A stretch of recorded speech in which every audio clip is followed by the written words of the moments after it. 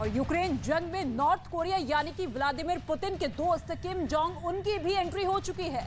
America का दावा यह है कि यूक्रेन के शहरों पर जो तबाही का बारूद पुतिन बरसा रहे हैं वो उत्तर कोरिया से आ रहा है। और इस बात पर किम जोंग उन इतना गुस्सा हुए कि उन्होंने शनिवार सुबह 4 बजे शॉर्ट रेंज मिसाइल दागकर अपने गुस्से का इजहार कर दिया।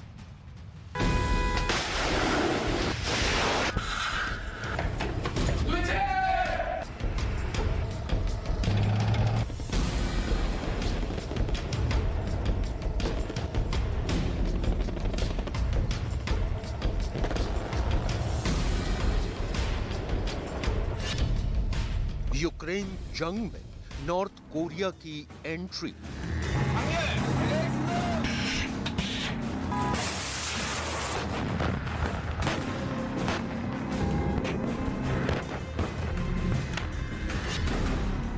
रूस को गुपचुप तरीके से हथियार भेज रहा उत्तर कोरिया।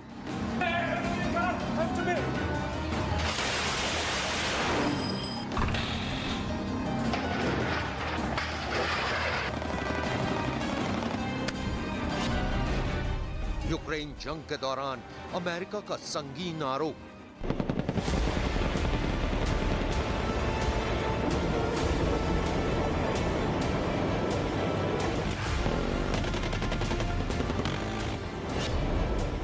पुतिन किम जोंग का साथ एशिया में कराएगा वॉर।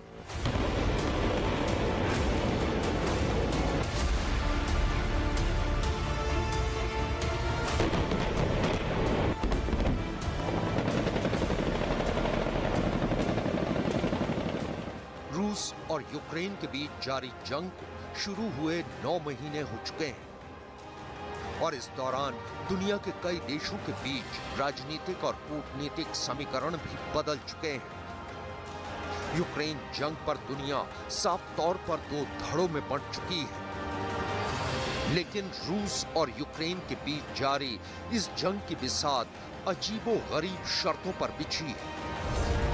दरअसल ये जंग यूक्रेन के खिलाफ यूक्रेन की ही सरजमीन पर लड़ी जा रही है, लेकिन हैरानी इस बात की है कि यूक्रेन रूस का ध्यान बटाने के लिए उसके किसी भी इलाके पर हमला नहीं कर सकता। अमेरिका समेत नेटो और यूरोपियन देश यूक्रेन को हथियार देकर उसकी खुलकर मदद कर रहे हैं, लेकिन यूक्रेन को ऐसे हथियार मुहैया नहीं करा रहे हैं जिनकी बदौलत यूक्रेन रूस में रूस की सेना के सैन्य ठिकानों या उसके दूसरे अहम अड्डों को टारगेट कर उस पर दबाव डाल सके। दरअसल अमेरिका और उसके सहयोगी देश यूक्रेन को ऐसे हथियार दे रहे हैं जिनसे वो रूस की सेना को अपने देश की सरहद से बाहर तो खदेड़ सकता है, लेकिन रूस की सीमा में घुसकर उसके किसी इलाके पर कब्जा नहीं कर सकता।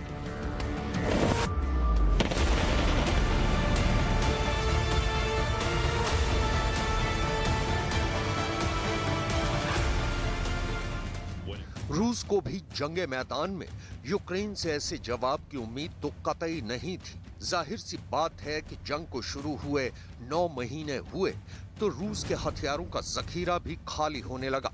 लिहाजा रूस ने अपने मित्र देशों से मदद मांगी। ऐसे में रूस की मदद के लिए ईरान और नॉर्थ कोरिया आगे आए।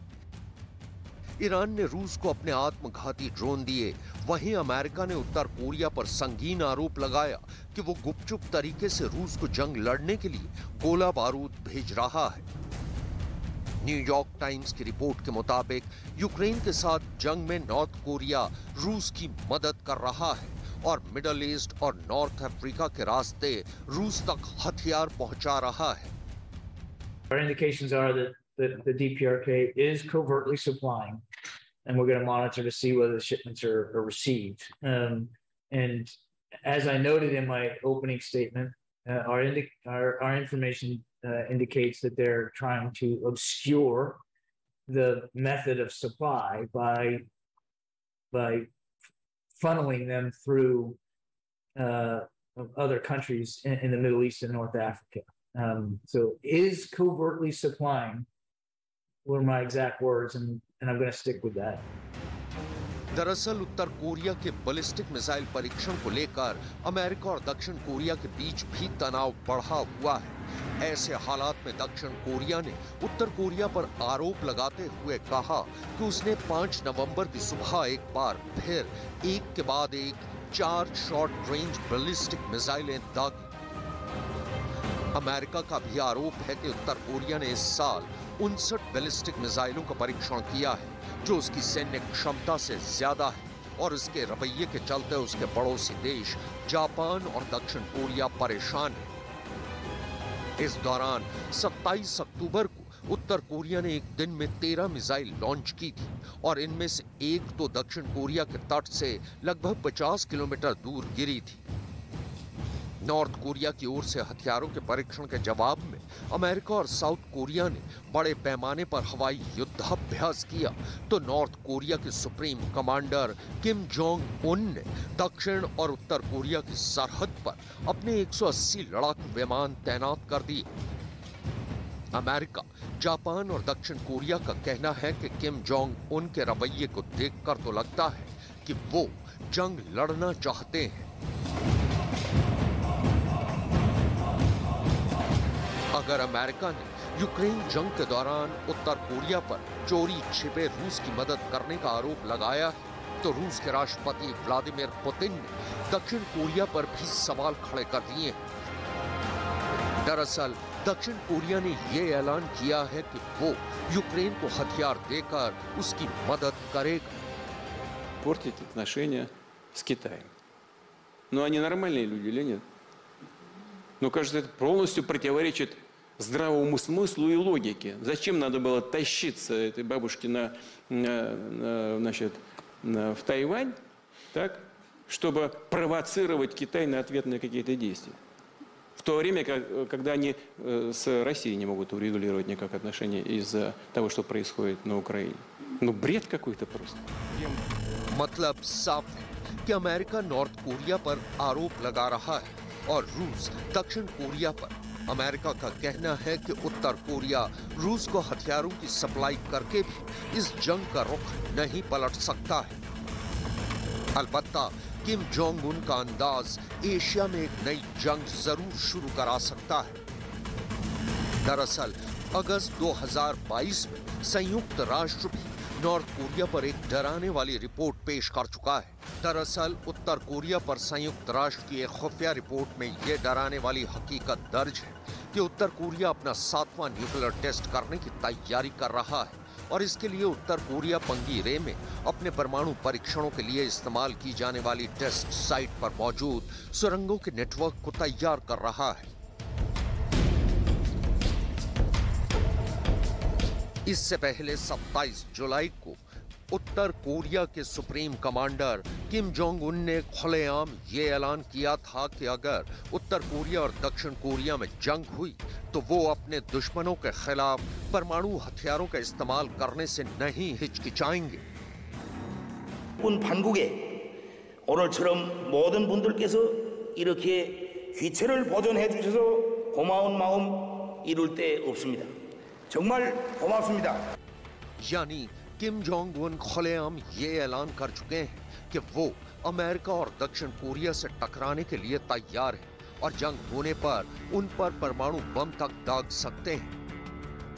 उत्तर कोरिया की मीडिया का कहना है कि किम ने ये धमकी इसलिए दी क्योंकि अमेरिका और दक्षिण कोरिया लगातार उत्तर कोरिया को उकसा रहे हैं। खुद किम ने भी आरोप लगाया था कि उनके दोनों दुश्मन उन्हें जंग की तरफ धकेल रहे हैं।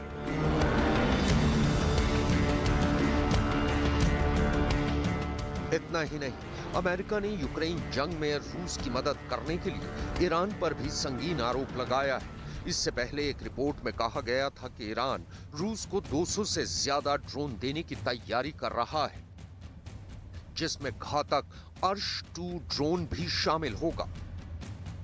ईरान अमेरिका और यूक्रेन के इस आरोप का खंडन करता आया है, लेकिन 5 नवंबर को पहली बार ईरान ने यह माना कि उसने जंग से पहले रूस को अपने ड्रोन दिए थे और अगर रूस इन ड्रोन का इस्तेमाल जंग में कर रहा है तो यूक्रेन को यह आरोप साबित करने के लिए पुख्ता सबूत पेश करने होंगे। قرار داده بخش موشکش کاملا غلط هست، بخش پهپادش درست هست. ما مقدار معدودی پهپاد ماها قبل از جنگ اوکراین در اختیار روسیه قرار دادیم. ما توافق کردیم با وزیر خارجه اوکراین چنانچه هر گونه مستندی در اختیار دارن که روسیه از پهپاد ایرانی در اوکراین استفاده کرده اون رو در اختیار ما قرار بده. ईरान ने भले ही जंग से पहले रूस को ड्रोन देने की बात मान ली हो, लेकिन उत्तर कोरिया ने अमेरिका के रूस को हथियार देने वाले बयान को गैर जिम्मेदाराना कहा है। उत्तर कोरिया का कहना है कि अमेरिका उसकी छवि को खराब करने की कोशिश कर रहा है।